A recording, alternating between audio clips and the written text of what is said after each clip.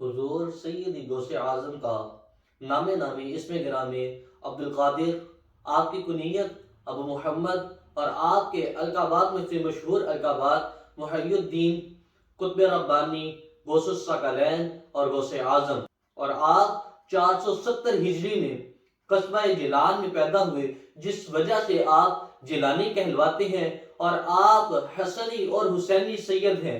آپ کے والد گرامی کا شجرہ نسب امام حسن علیہ السلام سے جا کے ملتا ہے، اور آپ کی والدہ ماجدہ کا شجرہ نسب امام حسین علیہ السلام سے جا کے ملتا ہے، جس کی وجہ سے آپ حسنی اور حسینی سید کہلواتے ہیں۔ اور سامعین مکرم، آج بھی آپ غوث اعظم کے لقب سے مشہور زمانہ ہے۔ تو آپ کو غوث اعظم کہنے کی وجہ کیا ہے؟ سب سے پہلے تو غوث کا مطلب سمجھیے کہ غوث کس کو کہتے ہیں۔ غوث کا معنی ہے فریاد رس، یعنی فریاد کو پہنچنے والا، فریاد کو پوری کرنے والا۔ اور آپ اللہ کی عطا سے غرباء، یتیم، مسکینوں کی حاجت کو پورا کیا کرتے تھے۔ آپ اللہ کی عطا سے ان کی فریاد کو پہنچا کرتے تھے، اس وجہ سے آپ کو غوث اعظم کا لقب ملا۔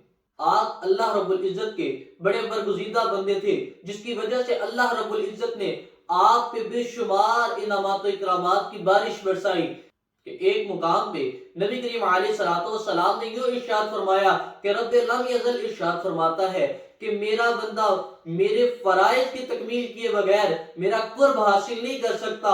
پھر جب وہ فرائض کے ساتھ میرا قرب حاصل کرتا ہے، اس کے بعد وہ مزید میرا قرب حاصل کرنے کے لیے وہ نوافل کی صورت میں میری عبادت کرتا ہے، پھر اس کے ذریعے میرا قرب حاصل کرتا ہے، اتنا قرب حاصل کرتا ہے کہ میں اسے اپنا محبوب بنا لیتا ہوں۔ جب وہ میرا محبوب بن جاتا ہے تو میں اس کی کان بن جاتا ہوں، میں اس کی آنکھیں بن جاتا ہوں، میں اس کے ہاتھ بن جاتا ہوں، میں اس کے پاؤں بن جاتا ہوں۔ پتہ چلا کہ وہ سارے کا سارا جسم، وہ سارے کے سارے اعضاء، وہ تو انسانی ہوتے ہیں، لیکن اس میں قدرت رحمانی آ جاتی ہے۔ تو حضور سید غوث اعظم رحمت اللہ تعالی علیہ، آپ تو اللہ تبارک و تعالیٰ کے بڑے برگزیدہ بندے تھے، اور آپ کے بارے میں اگر دیکھا جائے، آپ سارا دن، ساری رات اللہ رب العزت کی عبادت میں مشغول رہا کرتے۔ فرائض کی تکمیل سر انجام دینے کے بعد آپ رات کو جاگ کے نوافل ادا کیا کرتے، کبھی قرآن کی تلاوت کیا کرتے، آپ خلق خدا کی خدمت کیا کرتے تھے، آپ اس میں مصروف رہا کرتے تھے۔ اللہ رب العزت نے آپ کو بڑے اکرامات و انعامات سے نوازا، اور اللہ رب العزت نے آپ کو بہت سی کرامات عطا فرمائی۔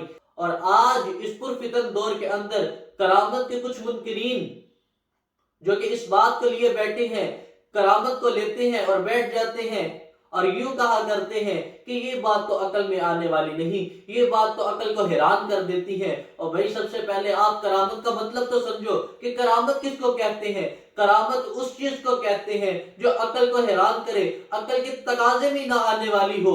اگر کسی ولی سے یہ ثابت ہو تو اسے کرامت کہتے ہیں۔ اسی طرح جب انبیاء سے اس طرح کا کوئی کام ثابت ہو تو اسے معجزہ کہا کرتے ہیں، اور یہ اللہ کی عطا ہے۔ اللہ تبارک و تعالیٰ نے قرآن میں بھی ارشاد فرمایا نا، قل ان الفضل بید اللہ یؤتی من یشاء، اے پیارے محبوب آپ فرما دیجئے ان الفضل بید اللہ یؤتی من یشاء، کہ اللہ کا فضل ہے، اللہ جسے چاہے عطا کر دے، اللہ جسے چاہے عطا کر دے۔ پھر جو اللہ کے برگزیدہ بندے ہیں، اللہ کا خوف رکھنے والے ہیں، پھر اللہ تبارک و تعالیٰ یہ عطا بھی تو انہیں فرماتا ہے نا۔ تو یہ اللہ تبارک و تعالیٰ نے انہیں عطا فرمائی ہے۔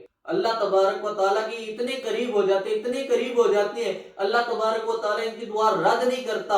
اور کرامات کے اندر ہوتا ہی کیا ہے؟ کرامات کے اندر یہ اپنے رب سے التجا کرتے ہیں، یہ اپنے رب سے دعائیں مانگتے ہیں، رب تبارک و تعالیٰ ان کی دعاؤں کو رد نہیں کرتا بلکہ قبول فرما لیتا ہے۔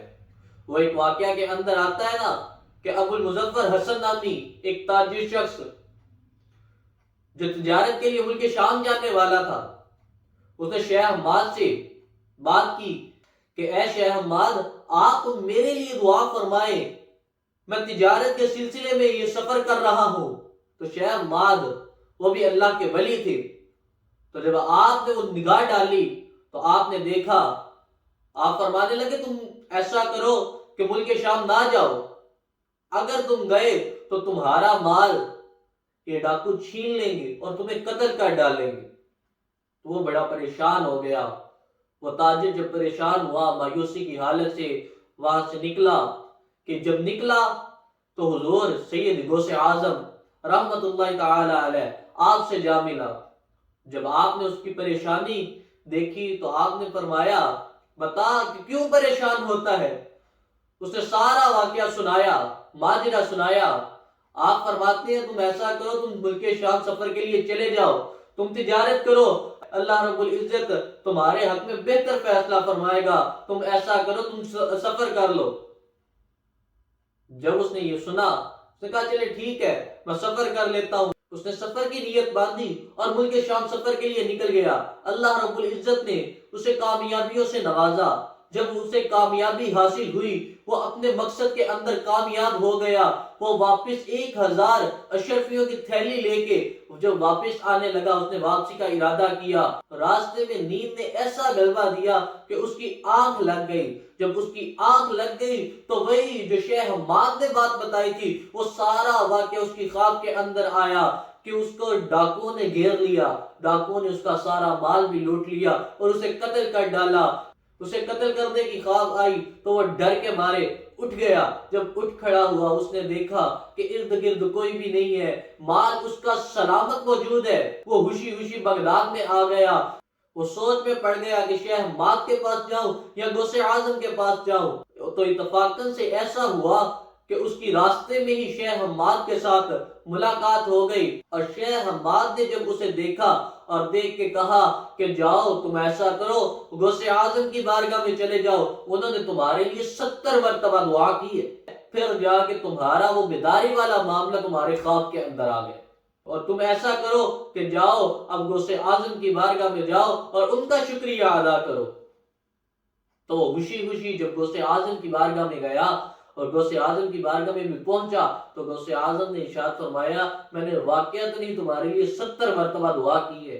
تو یہی ہے کرامات سامعین مکرم کہ جب وہ دعا کرتے ہیں تو پھر اب حالی ہاتھ نہیں بیٹھتا۔ اور کسی نے کیا خوب کہا نا کہ نگاہ ولی میں وہ تاثیر دیکھی، بدلتی ہزاروں کی تقدیر دیکھی۔ اللہ رب العزت سے دعا ہے اللہ تبارک و تعالی ہمیں ان کی محبت سمیٹنے کی توفیق عطا فرمائے، آمین۔ وآخر دعوانا الحمدللہ رب العالمین۔